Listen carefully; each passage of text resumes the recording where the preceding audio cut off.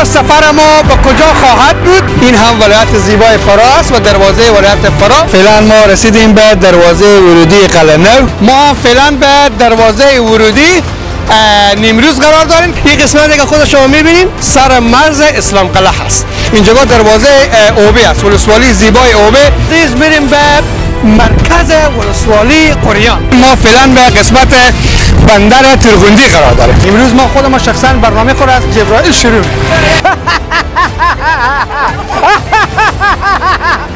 همه شما را بگیرم.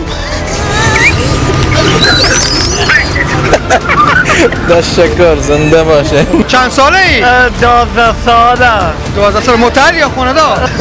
خیلی خوبه.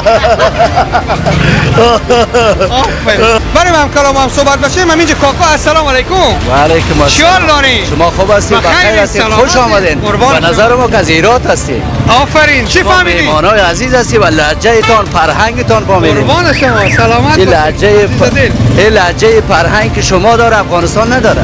قسم نخوریم شکم گوش نبرارم. بگین خدا رو شکر شکم مسیره. بگین صحیح شد. سیره. چی لفظ بود؟ این رب زنار درگی. پس آقای محمد عزیز بگیریم میگه که خدا از یک پهلوانی برم. هستیم اینجا میشه؟ بلچی نمیشه. گم کنه دست پامو نشکنم.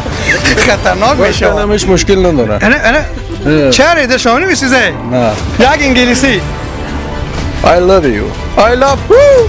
داد زنیم یک انرژی مولای میده. نه یک خدا نمیدم. دو تا بده گذار. سه یک که چی رقم؟ این تلالا من داد. مریم چا چی داریم برو چاش. چاش کچیری بار کرد. کچیری چی؟ کچیری شغلم برو. ساق جواد شدن. انشالله که چپس مانا و انرژی مانا را انشالله حتما جایزه میده. خب بنده بود شرکت مونا انرژی درنگ. مانا بنوشید و لذت ببرید. باشه که صدا پتاسی را مشون. از شبکه دنیای نو رأس ساعت 7 شبهای شنبه فراموش نکن.